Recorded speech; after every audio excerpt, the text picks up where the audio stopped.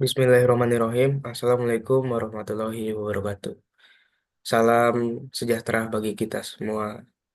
Perkenalkan, nama saya Wirayuda Raditya dengan NIM 17066210085.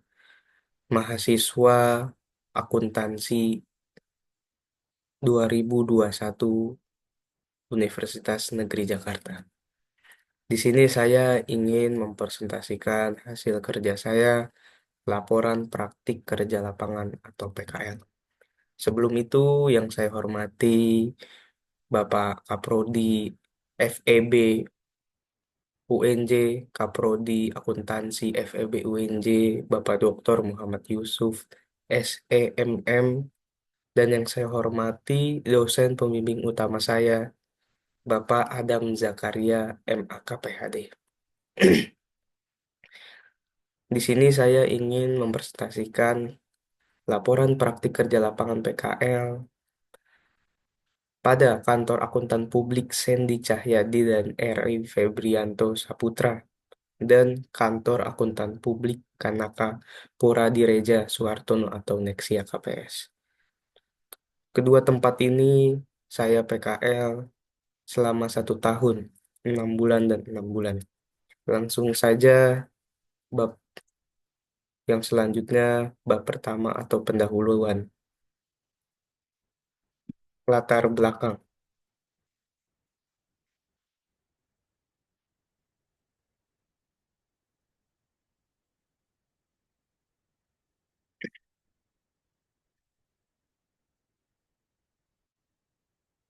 Di era globalisasi, integritas laporan keuangan perusahaan memainkan peran yang sangat vital dalam mendukung keputusan ekonomi dan investasi.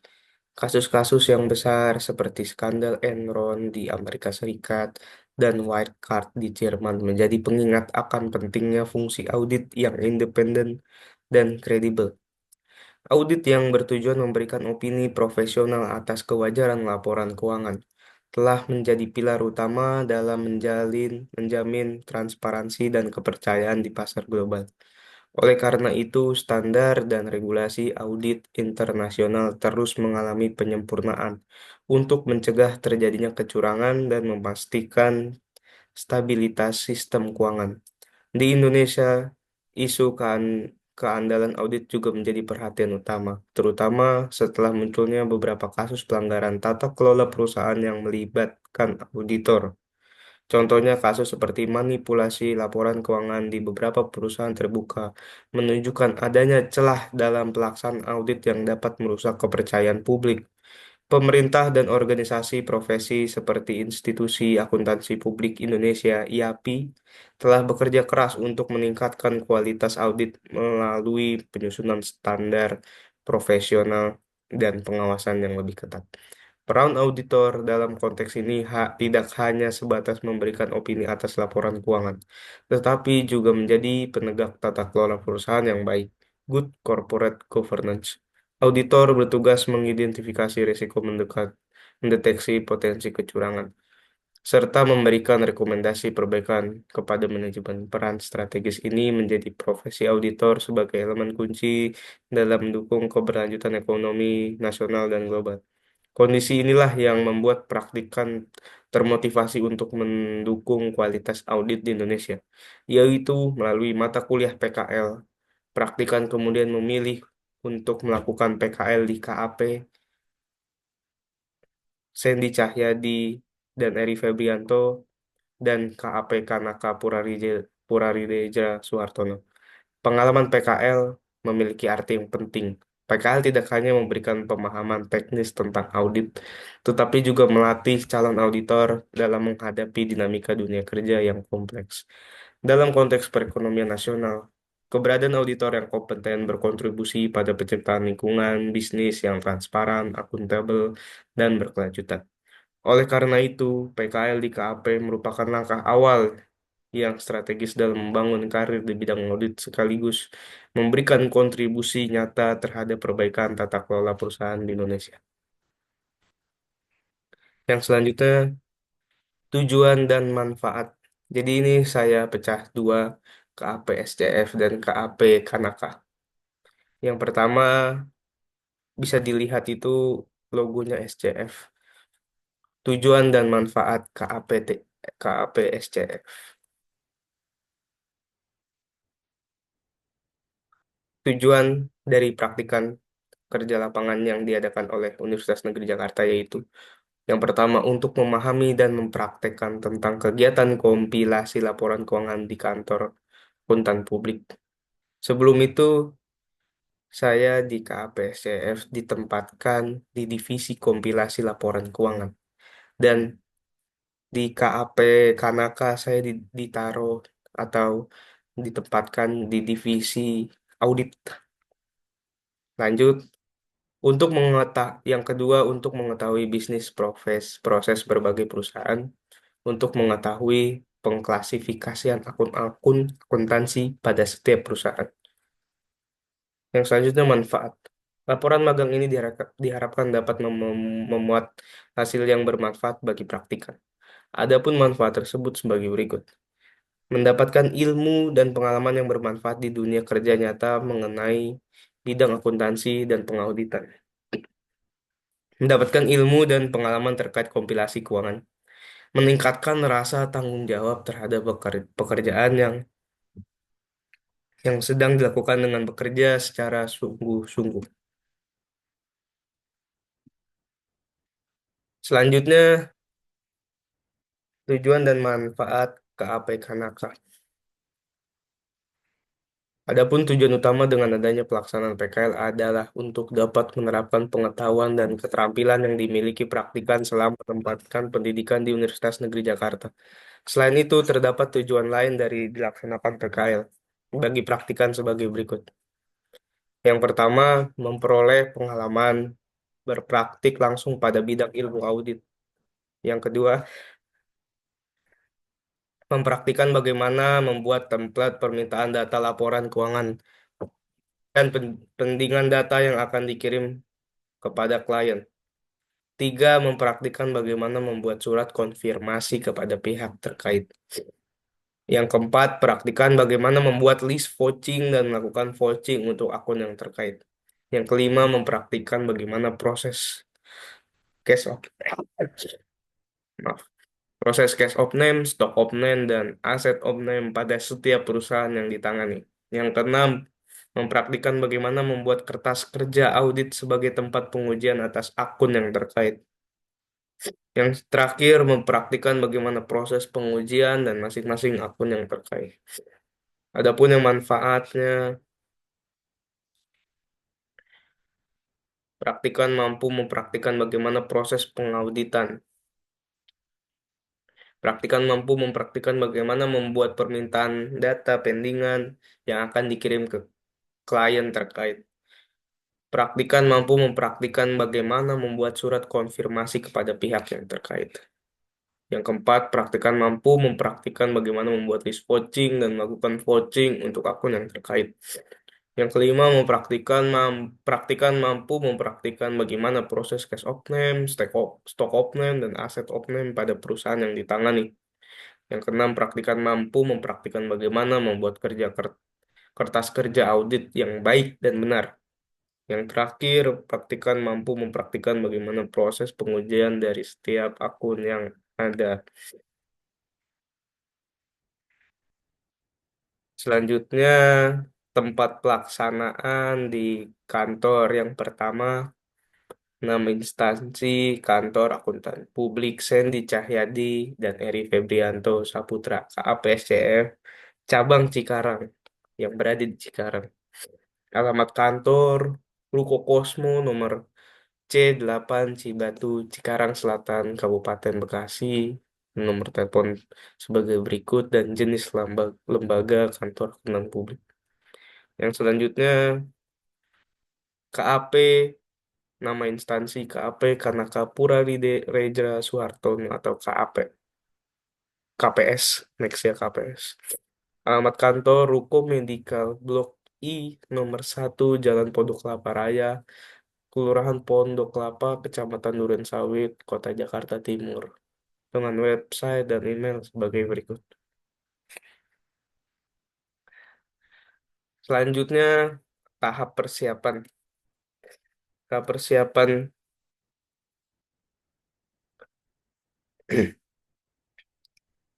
tahap persiapan yang pertama saya yaitu ini karena keduanya saya apa namanya daftar mandiri, mencari mandiri kantor akuntan publik, maka keduanya kurang lebih sama antara KPSCF dan KP Kanaka. Tahap persiapan yang pertama itu saya membuat CV atau kurikulum vitae sendiri dan mencari-cari lowongan pekerjaan, offering letter kemanapun yang buka. Terus kebetulan KPSCF dan KP Kanaka yang berjodoh dengan saya. Yang tahap selanjutnya interview. Interview kalau yang pertama SCF bersama Mas Fajar waktu itu dan partner langsung. Waktu itu nge-zoom karena jauh di Cikarang ya. Nge-zoom waktu itu sama bagian HR-nya dan Ibu Yudit dan Bapak Eri Febrianto langsung partner gitu ya. Situ masuknya tanggal 15 Januari saya ingat sekali langsung masuk hari Senin. Habis interview diterima langsung masuk Senin. Nah, kalau di KPK Kanaka itu hari Rabu bersama Kanel di langsung di kantor, langsung di kantornya siang hari dan langsung diterima, tapi saya diterimanya di hari Seninnya, masuknya di hari Senin, implementation of agreement-nya hari Senin. Selanjutnya kurang lebih sama di antara dua KP ini. Ya, pertama CV, offering letter, interview, dan agreement. Selanjutnya tempat pelaksanaan di kantor SCEF.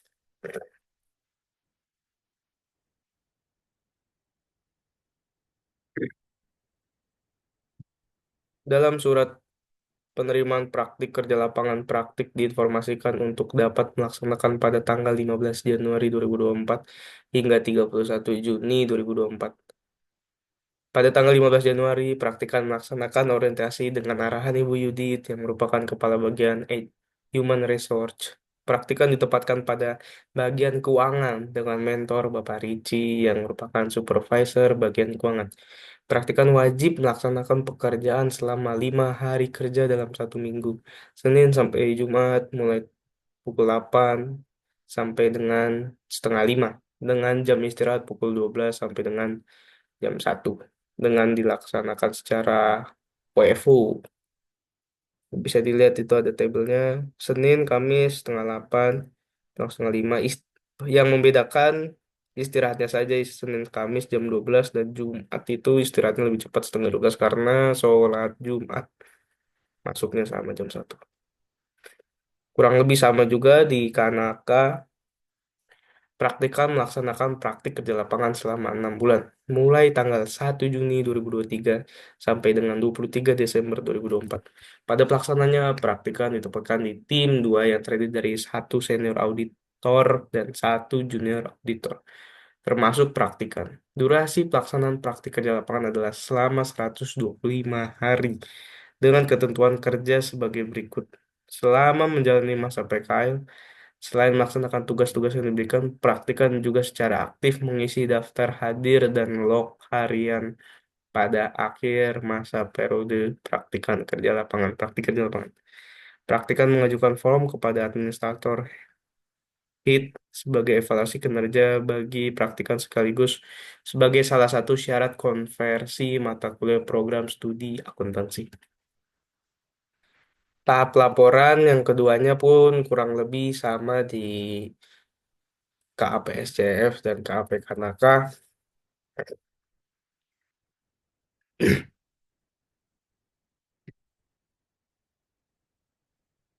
Pada tahap laporan ini, praktikan melakukan penulisan dan penyusunan laporan selama berlangsung praktik kerja lapangan.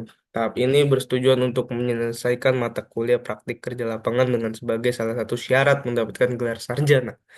Data untuk pembuatan laporan praktik kerja lapangan diperoleh dari instansi tempat praktikan bekerja dan melampirkan lampiran yang diperlukan seperti surat permohonan praktek kerja lapangan yang dikeluarkan oleh Biro Akademik Kemahasiswaan dan Hubungan Masyarakat atau Bakhum. Surat konfirmasi penerimaan PKL atau harian diverifikasi oleh dosen pembimbing dan lembar penilaian PKL yang dinilai oleh mentor. Praktik juga melakukan bimbingan selama penyusunan laporan praktik kerja lapangan dan merevisi laporan sesuai dengan arahan dosen pembimbing dan menghasilkan laporan akhir. Selanjutnya praktik melaksanakan sidang PK.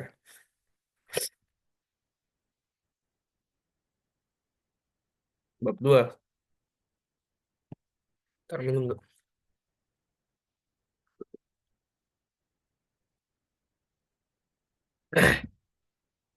Santai. Yang kedua, sejarah perusahaan kantor SCF. Kantor Akuntan Publik Sandy Cahyadi dan Eri Febrianto Saputra KPSCF berdiri pada tanggal 6 Desember 2017 di Kota Malang. Kantor ini didirikan oleh Sandy Cahyadi SE, MSA, AKC, CACPA, dan Eri Febrianto Saputra SEAK, CACPA. Pendiri KPSCF merupakan seorang akuntan publik yang telah register negara dan diberikan izin oleh negara untuk memberikan jasa sebagaimana yang telah diatur oleh Undang-Undang Nomor 5 Tahun 2011 tentang akuntan publik. Beliau juga merupakan akademisi berpengalaman dalam bidang akuntansi dan auditing. KPSCF didirikan dengan maksud untuk berpartisipasi mendukung perekonomian Indonesia yang sehat dan efisien, serta mematuhi prinsip pengelolaan yang transparan dan akuntabel. KPSCF telah terdaftar dan memiliki izin praktik dari Kementerian Keuangan, Otoritas Jasa Keuangan, termasuk sektor pasar modal dan perbankan, serta Badan Pemeriksa Keuangan Republik Indonesia. Yang kedua, visi misi KPSCF. Kantor Akuntan Publik SCF mengutamakan nilai pada keseluruhan akuntan dan expertise melalui pendirian dan pelatihan keberlanjutan khususnya terkait dengan standar akuntansi berbasis EIF, IFRS, IFRS dan standar audit yang berbasis ISA. Dengan peningkatan kualitas akuntan dan expertise diharapkan dapat memberikan jasa yang bermanfaat bagi rekan bisnis. KPSCF berkomitmen secara berkelanjutan meningkatkan karakter, talenta, kapasitas, dan terus bertumbuh baik secara profesional dan personal. Misi KPSCF ini setiap pagi selalu dibacakan waktu kerja sebelum dimulainya pekerjaan. Misi KPSCF yang pertama, opsi menawarkan alternatif-alternatif solusi pemecah masalah. Optimis memberikan dukungan positif. Optimal mengerjakan pilihan dari alternatif solusi pemecahan masalah dengan sebaik mungkin. Ini struktur KPCF partner, di bawahnya partner manager, assistant manager, senior auditor, junior auditor, dan trainee.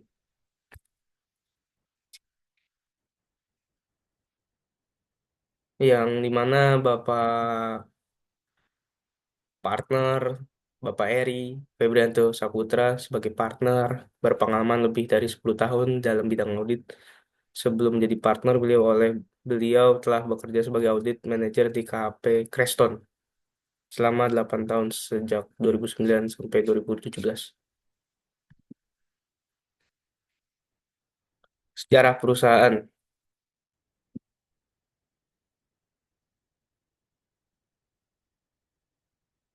Nah, ini sejarah perusahaan KP Kanaka.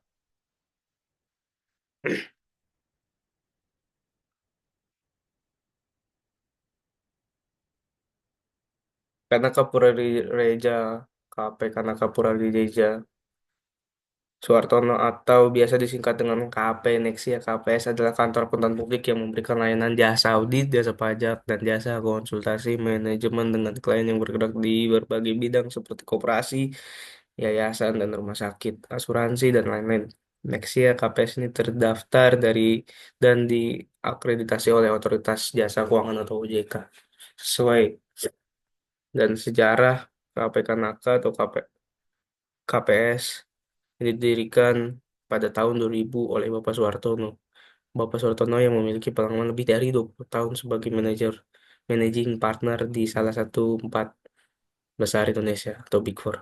Membentuk KPS, Bapak Soehartono aktif mengikuti organisasi profesi Ikatan Akuntansi Publik Indonesia dan terdaftar di BI, Pasar Modal, dan BPK. Pendiri KPK Naka Puradireja adalah seorang profesional lulusan perguruan tinggi ternama dalam dan luar negeri dan memiliki pengalaman lebih dari 20 tahun di bidang assurance dan non-assurance. Bapak Soehartono juga memiliki kualifikasi dan lisensi untuk beroperasi sebagai akuntan publik. Visi dari KP Kanaka to be a fully unified and recognized global network with a reputation for delivering a best-in-class client experience.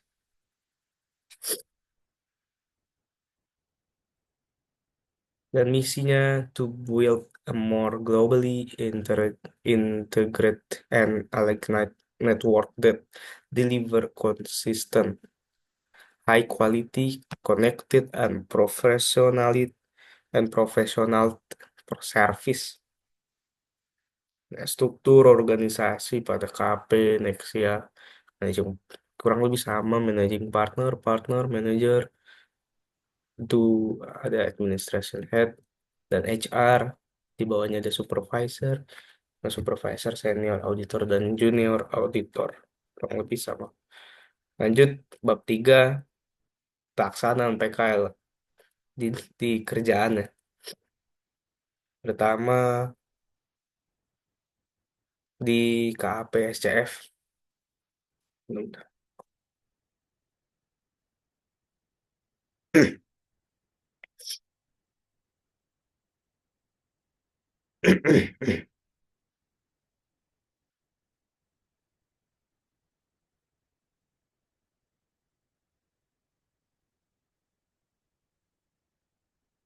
Yang tahapan-tahapan pekerjaan di KAP SCF. Pertama, pengumpulan data ke know Your Client atau QC dan Inquire. Tahap awal yang dilakukan saat penulis akan menyusun laporan keuangan suatu perusahaan adalah melakukan Know Your Client agar penulis terbayang mengenai bagaimana bisnis flow perusahaan klien.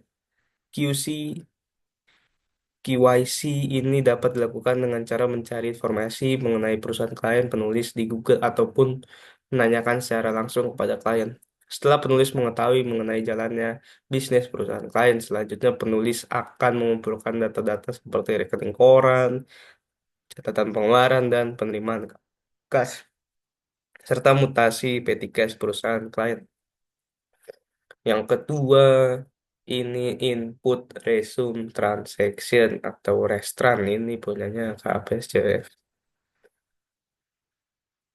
Berdasarkan data yang dapatkan dari hasil inquire pada klien, selanjutnya data-data tersebut akan diinput ke restran. Ini Excel sih ini, resume transaction. Restran ini merupakan worksheet yang digunakan untuk menginput transaksi-transaksi perusahaan berdasarkan dari data-data yang didapatkan oleh penulis dari klien. Data-data yang akan diinput ke Restran adalah tanggal, uraian, nominal uang keluar, atau uang masuk, serta terakhir nomor akun bank sesuai dengan bank dari rekening koran. Setelah semua transaksi terinput di Restran, penulisan penulis akan mengklasifikasi transaksi-transaksi tersebut ke dalam COA atau Chart of Account. Sesuai dengan jenis transaksi yang tercatat di rekening koran, pada saat klasifikasi akun, worksheet ini menggunakan rumus if, error, dan VLOOKUP sebagai kontrol akun yang telah diinput agar sesuai dengan nama COA yang disetting di worksheet tersebut. Transaksi sering terjadi pada perusahaan ini yaitu yang pertama pengeluaran kas yang berupa transaksi pembelian bahan baku dari para supplier, Yang kedua, penerimaan kas berupa transaksi dari penjualan skincare serta penjualan-penjualan kemasan dan jasa platform. Yang kedua, buku besar neraca. Ini Excel juga. Buku besar neraca merupakan sheet buku besar neraca yang digunakan untuk mencatat mutasi yang terjadi pada akun yang terdapat pada neraca dari restoran, yaitu akun aset besar, aset lancar, aset tidak lancar, hutang tidak lancar, dan modal. Yang ini buku besar, terus masuk ke buku besar atau buku besar laba rugi. Buku besar laba rugi merupakan sheet buku besar laba rugi yang digunakan untuk mencatat mutasi terkait akun laba rugi yang berasal dari restoran, seperti akun penjualan dan beban. Sebagai contoh dari buku besar laba rugi di ini nih, menunjukkan mutasi terkait bahan baku yang dibeli oleh PT X dari para supplier. Total transaksi pembelian bahan baku yang dilakukan PT X sebanyak 27 transaksi lebih dengan nominal yang berbeda-beda. Masuk ke buku besar dia. Jadi ngeling aja angkanya. Yang selanjutnya masuk ke mutasi buku besar. Mutasi buku besar merupakan sheet yang menunjukkan mutasi buku besar yang digunakan untuk menampung semua jumlah nominal pada akun-akun yang terdapat dalam buku besar neraca, buku besar, laba rugi, dan jurnal. Dalam sheet ini menggunakan rumus sum if untuk mengintegrasikan nominal dalam akun-akun yang terdapat di buku besar neraca, buku besar, laba rugi, dan jurnal. Link juga ini. Yang keenam, Jurnal non-kas merupakan worksheet yang menunjukkan jurnal-jurnal yang berkaitan dengan kas, seperti jurnal penyesuaian, jurnal pembalik, ataupun jurnal-jurnal lainnya yang tidak berkaitan dengan akun kas perusahaan. Hal ini dilakukan agar laporan keuangan perusahaan tersebut sesuai dengan periode pelaporan. Selain itu, semua hal yang sifatnya memerlukan profesional judgment dari akuntan untuk AP atas perusahaan laporan keuangan klien. Selanjutnya neraca, udah jadi nih laporan keuangannya. Neraca merupakan sheet neraca klien yang saldo setiap akunnya terintegrasi dari mutasi buku besar dengan menggunakan rumus sum if. Setelah penulis menginput dan mengklasifikasi seluruh transaksi, saldo-saldo akhir dari setiap akun neraca akan muncul di sheet neraca saldo sehingga terbentuk neraca saldo suatu periode. Sheet neraca saldo harus memiliki kontrol nominal nol atau sisi aktiva yang pasifa dan pasifa yang balance. Jadi aktiva dan pasifa ya harus pasti balance. Tidak balance salah. Yang terakhir laba rugi. Laporan laba rugi merupakan sheet yang menunjukkan laporan laba rugi klien.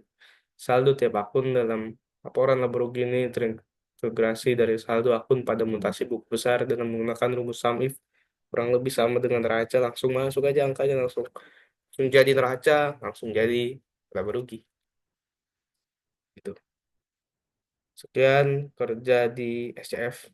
Jadi setiap hari kita ya namanya apa? Accounting service. Saya masuk di divisi accounting service di KPSCF. Itu kliennya itu di jasa skincare. Jadi ya kadang-kadang kita kalau kekurangan kekurangan data kita datang, kita visit, kita menanyakan. Di situ saya di bagian penyusunan laporan keuangan ini ngejurnal dan ya masuk aja ngeling angkanya langsung jadi laporan laba rugi. Oke, lanjut. Ini yang menarik sebenarnya di KP Kanaka di divisi audit membuat, nah di divisi audit ya.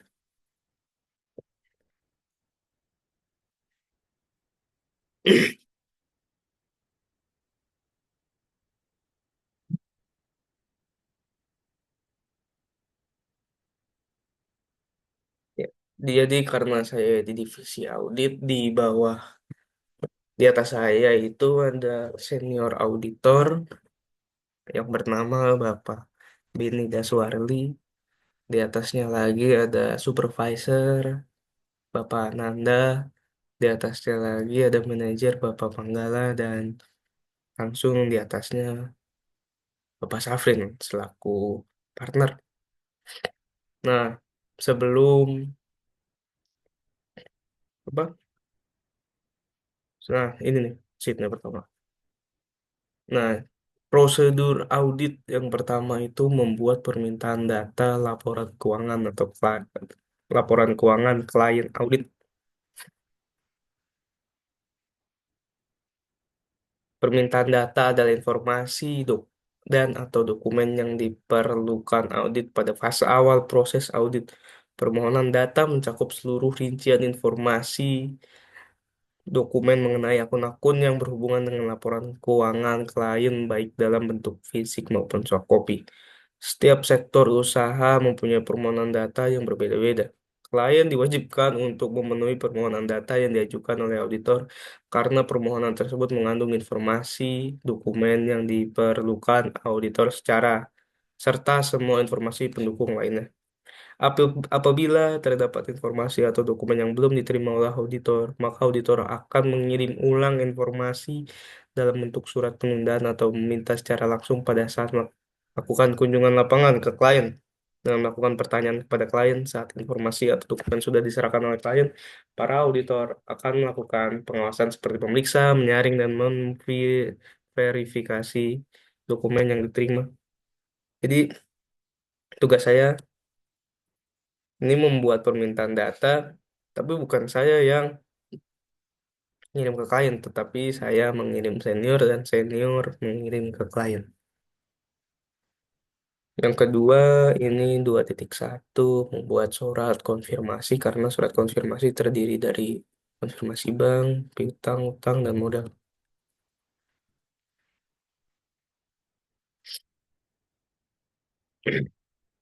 Yang pertama ini surat konfirmasi bank.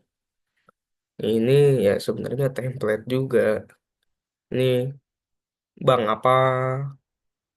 Terus ini PT yang PT klien kita saya blurin ya. Tidak boleh. Udah, ini dikirim. Nah, lagi-lagi juga ini prosedur di KP Kanaka dikirimnya ke klien.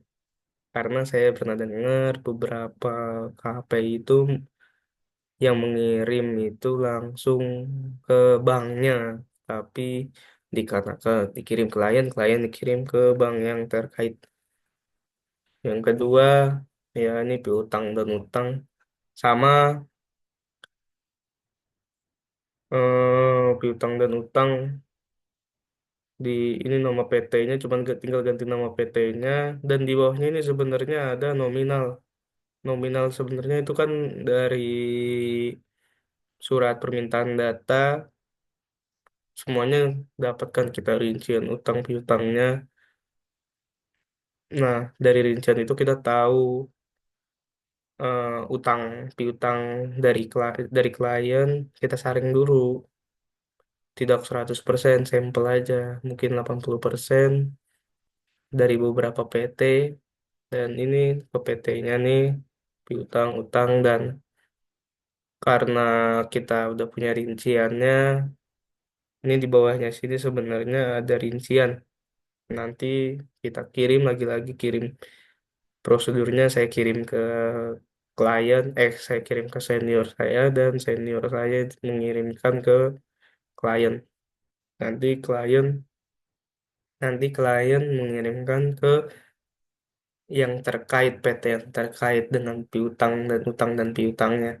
Biasanya kalau apa namanya balik itu konfirmasi positif berarti sudah benar. Tapi kalau konfirmasi negatif kita tanyakan lagi kenapa berbeda, kenapa selisih kepada klien. Dan jika konfirmasi piutang dan utang itu tidak balik, prosedurnya kita melakukan subsequent. Dengan contoh piutang itu subsequent piutang piutang, contoh piutang dagang, misalkan PT saya itu PT Jasa Transportasi, piutang dagang jasa transportasi itu berupa ya kita subsekuen dengan surat jalan, surat perjanjian yang berkaitan dengan invoice-invoice subsequent kita satu-satuin kasnya, terus invoice-nya, piutangnya berapa, nyambung atau tidak dan sudah dibayar atau belum di 2024 karena ini kan tutup buku 31 Desember kan. Berarti piutang eh, yang masih ada atau outstanding, piutang outstanding biasanya sih ini kalau piutangnya atau piutang dan utangnya jangka pendek biasanya 1 bulan sudah dibayar. Maka dari itu kita memerlukan misalkan kita mengaudit 31 Desember 2023 kita memerlukan rekening koran di 2024 Januari dan Februari biasanya. Biasanya itu juga sudah dibayar piutang dan utang. Kita subsequent juga dari situ. Selanjutnya, buat surat konfirmasi modal ini juga mudah saja. Sudah sudah apa namanya template ini Tuan Nurdi. Saya lupa nge ngitemin nggak apa-apa. Ini diganti namanya misalkan Bapak siapa. Ini biasanya sih ya yang punya modalnya atau CEO-nya, ketuanya. Dan yang diganti ini PT-nya saya sembunyikan, saya blur. Nah, nanti biasanya balik surat konfirmasi modal itu langsung dikirim. Kalau enggak ya PDF. Itu biasanya kalau audit tahun lalunya bareng sama kita ya sama saja. Tapi kalau dia mempunyai investor baru, biasanya ada perjanjian baru lagi, modal baru lagi. Seperti itu. Yang selanjutnya, kita membuat list vouching dan melakukan vouching. Membuat list vouching dan melakukan vouching. Karena kita tahap awalan tadi udah dapet rinciannya, biasanya kita langsung kita lihat dulu nih laba ruginya. Dari laba rugi, kita saring lagi. Apa aja sih yang besar, beban apa aja yang besar. Ini kita vouching beban dulu ya. Nah, beban misalkan beban rekening atau beban listrik, beban apa, beban segala macam. Biasanya misalkan totalnya itu berapa, nanti kita ambil sampling 80%. Dari 80% itu, misalkan ada beberapa beban, misalkan ada 5 beban, beban gaji, beban apa. Nah, ini beban gaji ini pun tidak 100% di vouching. Ini saya, nah ini nih contohnya nih. Kali ini contohnya persediaan ya. Persediaan kita vouching juga. Tang lain-lain, gaji, upah, ini belum dapat juga nih. Ini titipan barang customer. Ini beban semua nih. Sama persediaan, karena persediaan belum. Nah ini juga ada, kalau akunnya belum balik, pertanyaan kita dibuat lagi nih pendingan data. Ini pendingan datanya. Kebetulan saya ngambil contoh satu ini persediaan dia pendingnya rincian bahan baku barang jadi barang pembantu belum jadi belum dapat terus konfirmasi utang juga belum dapat. Nah ini biasanya prosedurnya itu kalau akun-akunnya masih belum pasti atau selisih kita buat lagi pendingan data. Prosedurnya saya yang buat, klien senior kirim ke senior, senior saya yang langsung nanya kepada klien. Nanti klien jawab jawab jawab, telepon telepon. Nah ini kebetulan sebagai contoh seperti ini. Cuma yang ingin saya sampaikan yang balik lagi ke tadi, beban misalkan ada 5 beban, ini 5 beban beban yang berat-berat 80% dari keseluruhan. Nah, dari misalkan beban gaji pun tidak 100% kita coaching. Ya, 80% lagi. 80%. Nanti dari prakun kita minta itu PO, DO, invoice, faktur pajak, bukti bayar, bukti penerimaan. Beban seperti itu sama aja lima-limanya ini. Apa namanya? Semua beban, semua vouching. Nah, yang kedua, list vouching aset tetap. Nah, biasanya aset tetap juga penambahan aset tetap di tahun berjalan. Misalkan kita audit 2023 berarti ya dari Januari sampai Desember dia udah nambah aset apa aja sih? Kendaraan kah atau mesin kah? Nah, itu yang kita vouching. Itu saja yang kita voting. Nanti biasanya ya kita minta listnya, kalau kendaraan ya kita minta bukti bayar, STNK, PODO segala macam sama lah kurang lebih. Mesin juga inventaris kantor, udah beban dan penambahan aset tetap. Itu kita vouching dan kita melakukan vouching. Dan melakukan vouching nih, kalau datanya udah balik, misalkan, misalkan beban rekening listrik misalkan.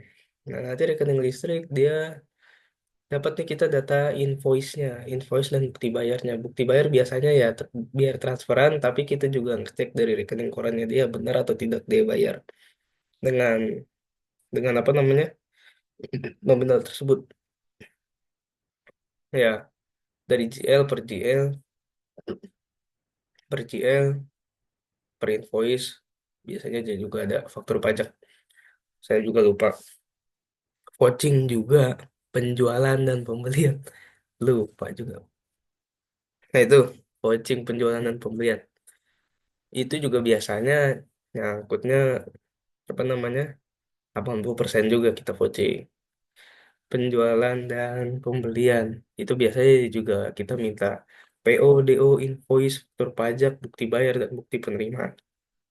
Seperti itu. Yang keempat, cash opname. Cash opname ya kita prosedurnya harus visit. Kita visit langsung ke kasirnya. Nah, prosedurnya itu ya kita ke kasirnya kan kita nge-cash opening petty cash ya, perusahaan terkait kan. Kita kita hitung nih duitnya nih, misalkan petty cash di hari ini. Tapi prosedurnya itu bukan kita yang ngitung, tapi kita hanya sebagai orang ketiga, kita hanya melihat saja. Yang menghitung itu tetap orang sananya, orang kasirnya.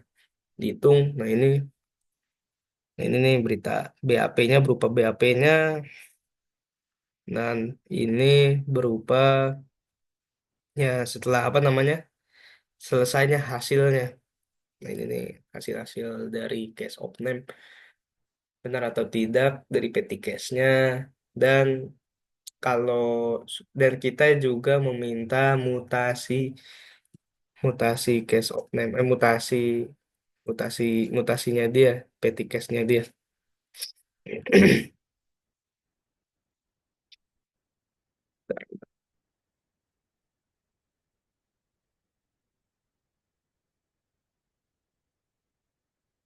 Dan ini langkah-langkah case of name praktikan meminta GL kas perusahaan dalam bentuk Microsoft Excel untuk praktikan dapat mengetahui petty cash setiap bulan selama satu periode perusahaan tersebut. Praktikan dan tim melakukan file work ke klien perjanjian waktu yang telah disepakati. Selanjutnya, praktikan meminta bagian kasir untuk menghitung uang tunai yang terdapat pada kas perusahaan atau petty cash. Ketika praktikan melakukan visit, kemudian mencatat hasil pemeriksaan yang diperoleh pada lembar berita acara pemeriksaan cash of name. Praktikan selanjutnya menerima bukti bon gantung, nah, ini bukti transaksi atau uang cash, petty cash yang telah dipakai selama periode tersebut seperti nota atau struk belanja. Bon gantung yang diperoleh tadi dicatat pada kertas kerja pemeriksaan akun kas dan setara kas melalui uji tarik mundur. Nanti kita tarik mundur dan itu juga sudah rumus sebenarnya. Nanti kan saldo akhir 2023 akan sama dengan saldo awal 2024. Nah, nanti misalkan visit, kita cash of name di April misalkan. Nah, nanti dari Januari sampai April kita minta mutasinya nanti. Nah, ini mutasinya itu kita masukin saja ke rumus. Nanti sama atau tidak nih saldo awal dari 2024 dan saldo akhir 2023 harusnya kan sama. Nah, hasil akhir dari perhitungan uang kas perusahaan tadi dibuatkan berita acara keesoknya yang selanjutnya diserahkan kepada kedua tim.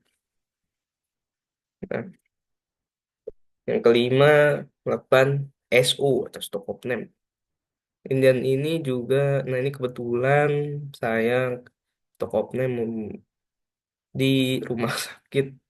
Saya stock of name aset, apa stock aset, stock of name obat, hitung-hitung obat tuh. Kurang lebih sama prosedurnya inventa. Setiap akhir bulan bagian pergudangan selalu melakukan verifikasi jumlah saldo akhir komponen dan pada bulan sebelumnya antara kartu stok dan sistem inventaris komputer. Pemeriksaan stok of name, daftar dari inventaris yang telah dihitung diserahkan kepada auditor senior dan klien. Ya sebenarnya prosedur SO ini balik lagi kita meminta rinciannya dulu, rincian stoknya dia. Kalau ini stok di rumah sakit, stok stok obat lah, stok obat. Jadi kita print. Nanti ya bagian sananya juga yang hitung kita tinggal benar, benar, kurang, kurang. Oh benar, gitu prosedurnya. Nah, semua obat. Nah itu pun sampling saja yang tidak semua obat kita SO sampling aja yang gede-gede. Oh benar. Nanti karena ini biasanya ini kan saya SO lagi ini loh. Rumah sakit kan 24 jam. Ya kadang-kadang selisihnya itu biasanya itu ya karena dipakai sama pasien. Tekan obat apa nih? Kurang nih, kurang. Ternyata baru diambil gitu. Karena 24 jam kan rumah sakit. Tuh. Dan nanti selisihnya kita buatkan BAP, kita kasih ke senior nanti senior yang ngobrol dengan klien. Ya, selanjutnya lakukan aset open. Dan ini kebetulan saya langsung nih. Ini juga harus dari visit waktu kita lagi visit.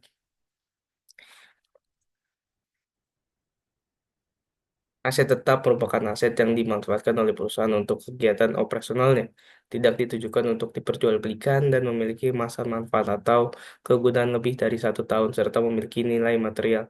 Aset tetap dibedakan menjadi dua kategori yaitu aset tetap berwujud dan aset tidak berwujud. Nah, ini saya baca dari laporan saya. Nah, saya cerita langsung aja.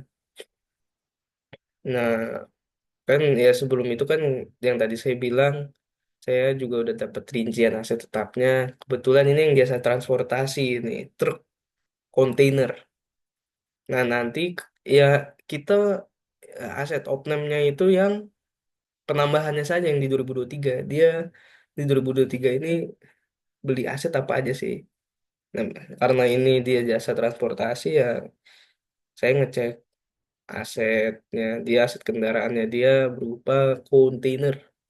Nah, itu juga ya kita asetnya itu kita stoknya aset opnamnya itu ya yang baru-baru aja yang lagi tahun berjalan. Karena kita udah dapat rinciannya itu berupa plat nomor. Nanti plat nomornya kita lihat nih.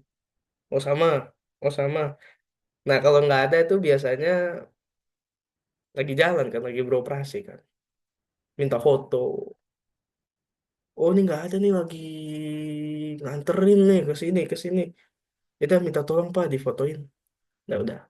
Nah itu dikirimnya itu berupa BAP ya, BAP fisik aset tetap, pemeriksaan aset tetap. Nah, itu langsung Bapak senior saya ini Bapak Beni Daswarti dan nama di bawahnya itu nama saya Wirawidara Aditya PAP ya gitu. Ya yang ketujuh membuat dan menguji KKP atau kertas kerja pemeriksaan. Nah ini nih, masih banyak ya, saya lupa. Kertas kerja pemeriksaan terdiri dari dua schedule, yaitu schedule utama dan schedule pendukung. Tujuan dari penyusunan KKP adalah agar prosedur audit dapat dilakukan sesuai dengan standar dan untuk mendukung opini auditor tentang laporan keuangan perusahaan klien selama praktik melakukan PKL di KP karena kan praktik kan bertanggung jawab atas beberapa akun. Nah, ini dia. Mem- Membuat dan menguji 717.1 membuat dan menguji kertas kerja pemeriksaan kas dan setara kas. Nah, ini nih fotonya nih saya lupa. Tadi udah saya jelasin. Nah, ini ya cepat saja kas dan setara kas untuk kas dan setara kas, akun kas dan setara kas terdiri dari tiga bagian akun yaitu kas, bank, dan deposito. Untuk pengisiannya disesuaikan dengan data klien yang tersedia. Namun sejauh ini praktikan hanya telah memasukkan kas dan bank saja, karena klien yang dihadapi praktikan jarang yang memiliki deposito. Praktikan mencocokkan angka saldo kas dan bank yang ada di draft audit dengan GL dan memeriksakan apakah terdapat akun yang tidak lazim seperti saldo kredit tidak memiliki mutasi dan bank yang dipakai sudah tidak beroperasi. Setelah itu, praktikkan memasukkan angka unaudit tahun ini, adjustment dan audit tahun sebelumnya pada SIP, supporting schedule dan lead schedule. Ini ini nih ini apa namanya lead schedule ya atas akun kas dan setara kas. Praktikan mau selanjutnya praktikan memasukkan konfirmasi bank yang telah dijawab oleh klien itu harus balik ke 100%. Kalau tidak ya tanya minta lagi kepada klien. Saya praktikan melaksanakan PKL, klien telah menjawab semua konfirmasi yang telah dikirim walaupun terkadang masih terdapat selisih. Nah, kalau selisih biasanya kita lakukan adjustment. Praktikan memeriksa bank statement dengan mencocokkan saldonya ke JL dan rekening koran.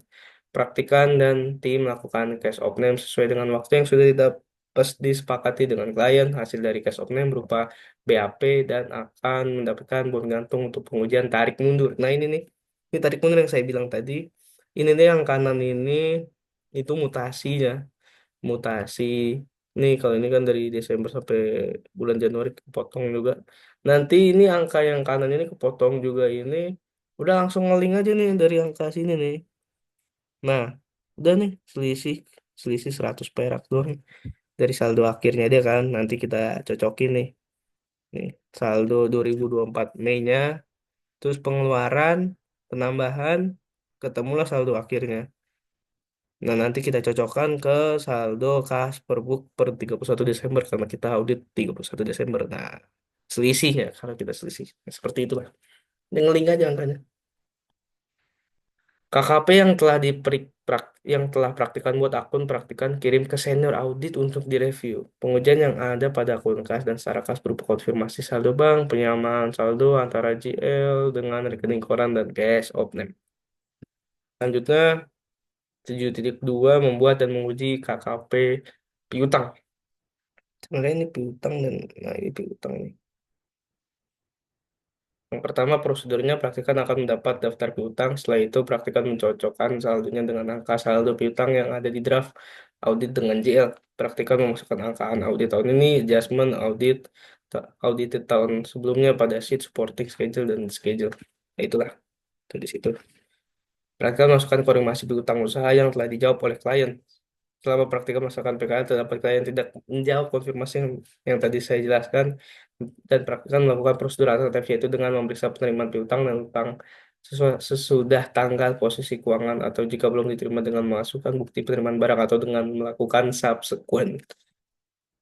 Nah, ini nih subsequent ini terdiri dari GL, subledger dan invoice berupa invoice-nya, faktur pajak. Kita samain aja nih bener atau tidak nih piutang tersebut nih. Biasanya piutang itu ya kalau piutang dagang balik lagi. Kalau piutang dagang itu saya dapat klien itu dia itu sembako jual beli beras. Ya biasanya ya klien-klien apa namanya customernya itu yang ngutang beras. Itu kan jadi piutangnya.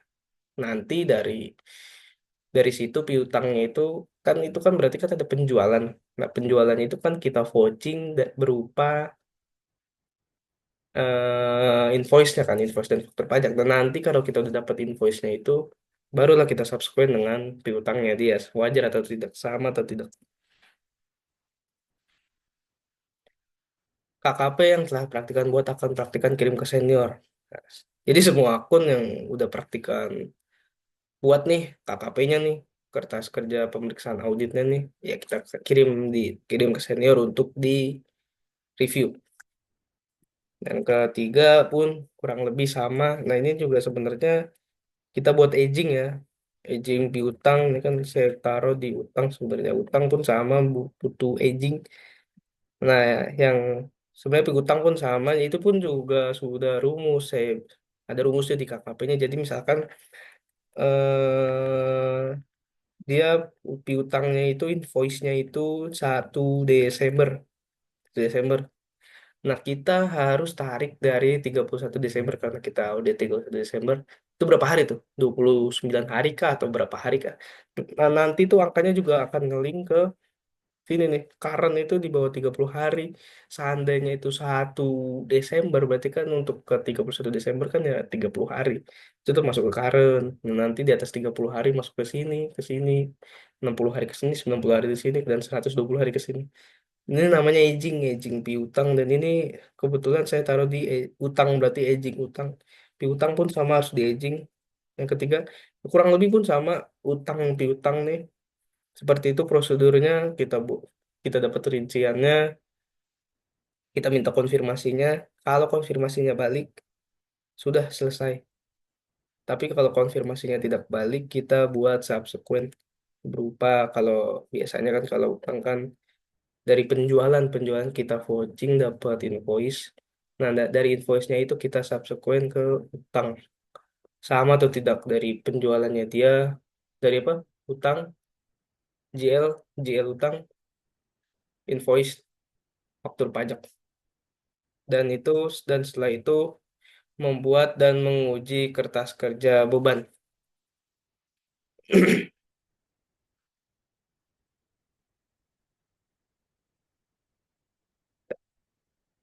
Untuk kertas kerja beban terdiri dari atas 3 bagian akun, yaitu beban pokok pendapatan, beban usaha, dan beban pendapatan. Biasanya beban itu ya dari bank. Untuk pengisian disesuaikan dengan informasi klien yang tersedia, berikut ada langkah-langkah yang harus diambil praktikan dalam menyusun serta menguji KKP untuk akun beban. Yang pertama, praktikan mendapatkan rincian biaya dan beban dari klien. Praktikan menyesuaikan saldonya dengan angka saldo biaya dan beban yang ada di draft audit dengan GL. Praktikan memasukkan angka unaudit tahun ini, adjustment dan audited tahun sebelumnya pada sheet supporting schedule dan lead schedule. Itu sebenarnya prosedur semua akun seperti itu, masuk ke list schedule. Praktikan memasukkan vouching yang telah dibuat praktikan. KKP yang telah praktikan buat akan praktikan kirim ke senior auditor untuk direview. Pengujian yang ada pada akun beban berupa vouching. Di vouching saya sudah ceritakan, saya jelaskan sebelumnya. Jadi untuk pengujian kertas kerja beban itu, kalau udah final itu biasanya kita lihat draftnya, draft beban, kita masukkan lead schedule dengan prosedur yang tadi saya sudah jelaskan. Dan karena di awal kita sudah nge-vouching, itu kita masukkan aja vouchingnya selesai, dan kita kirim, kita kasih ke klien, ke senior. Dan biasanya akun beban ini lama banget ini ya, apa namanya, balik datanya paling lama nih beban. Nah, beban gede-gede ya, dan itulah sebenarnya rumitnya itu di situ. Nah, nanti akan saya jelaskan. Nah, ini kendala yang dihadapi. Keduanya pun sama ya, karena saya itu bergerak di bidang konsultan. Yang pertama konsultan audit, konsultan keuangan, dan di KP. Karena kayak ini di konsultan audit eksternal, kurang lebih sama lah kendala yang dihadapi.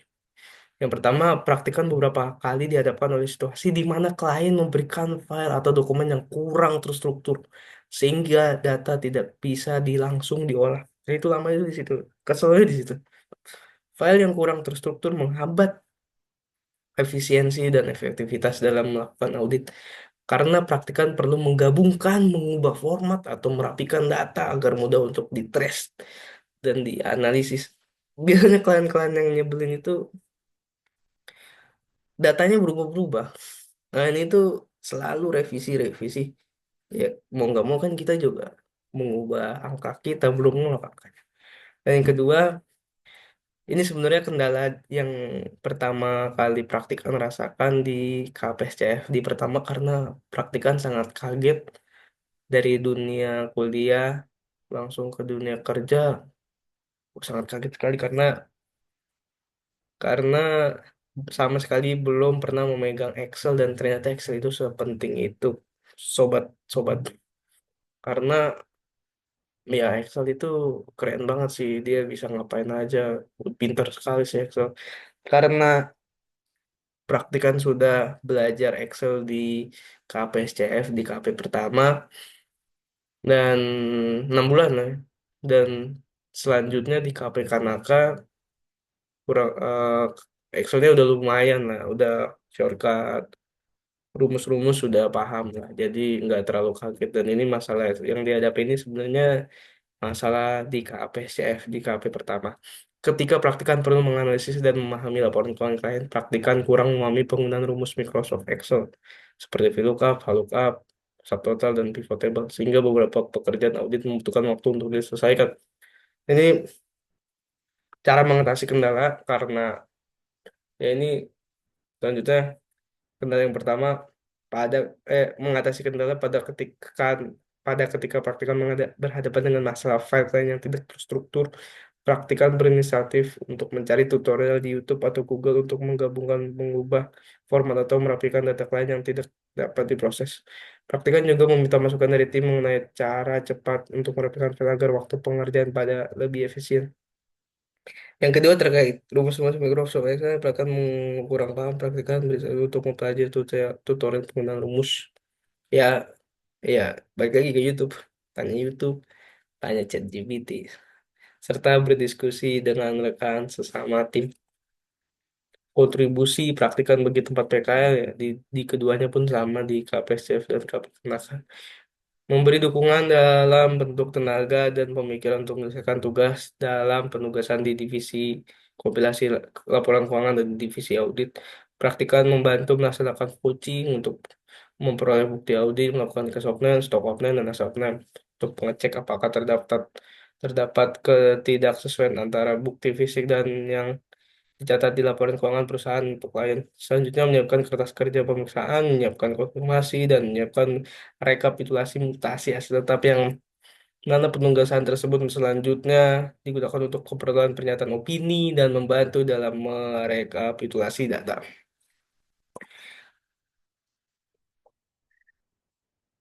Bab 4, kesimpulan. Kesimpulan saya gabungin sebenarnya. Kesimpulan praktikan banyak mendapat pengetahuan dan ilmu praktik yang tidak didapat di bangku perkuliahan, seperti belajar beradaptasi pada lingkungan kerja yang sesungguhnya, pentingnya kedisiplinan dan kesopanan yang diajarkan di tempat PKL. Praktikan melakukan sebagian besar kegiatan yang berhubungan dengan kegiatan audit seperti membuat surat permintaan data klien, surat konfirmasi, membuat KKP, melakukan perhitungan kembali atas aset tetap. Praktikan banyak belajar dan mendapatkan tambahan pengetahuan khususnya pada bidang auditing, accounting selama pelaksanaan PKL. Rekomendasi ada dua rekomendasi bagi program studi. Yang pertama diharapkan pihak program studi dapat memperdalam keahlian penggunaan Excel pada mahasiswa dengan mengadakan workshop atau pelatihan khusus. Dengan diharapkan mahasiswa bersaing dengan lebih baik di dunia pekerjaan. Karena gini, Excel itu ternyata sangat penting loh. Sangat penting di dunia akuntansi itu penting banget. Karena pintar, apa aja bisa, rumusnya masuk, bisa. Dan itu sangat pintar, itu sangat penting. Jika tidak mengetahui Excel, tidak paham Excel, waduh, ampun deh, nggak bisa ngapa-ngapain. Jadi harus belajar Excel dan yang saya ini rekomendasi saya itu ya mohon pihak UNJ lebih mengutamakan Excel lah. Jadi minimal mahasiswa itu pernah megang Excel, nggak kaku lah. Yang kedua, diharapkan dapat memberikan sosialisasi lebih awal, jelas dan komunikatif terkait alur dan alur PKL kepada para mahasiswa. Sehingga mahasiswa dapat menyelesaikan laporan secara tepat waktu. Rekomendasi bagi KP diharapkan sebenarnya ini juga yang kepada KPSCF dan KP Kanaka dapat mengadakan pelatihan mengenai penggunaan software audit bagi para karyawan magang, sehingga karyawan magang dapat lebih memahami prosedur audit secara lebih menyeluruh. Yang kedua, diharapkan dapat melakukan bimbingan terhadap tugas yang diberikan sehingga praktikan dapat lebih memahami pekerjaannya. Terima kasih. Dan ini foto yang pertama itu di KAP SCEF waktu mau Lebaran. Amin apa libur Lebaran ini. Ini waktu puasa ini pakai baju biru-biru. Tim kompilasi laporan keuangan yang tengah itu Bapak partner Bapak Heri Saputra.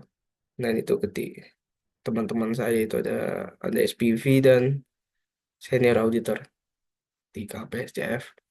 Dan yang di bawah itu di KP Kanaka itu ada Bapak manajer dan senior auditor, junior auditor pun ada dan anak-anak magang. Bapak partner tidak ada. Dan terima kasih, sekian dari saya. Kurang lebihnya mohon maaf. Assalamualaikum warahmatullahi wabarakatuh. Saya selesaikan.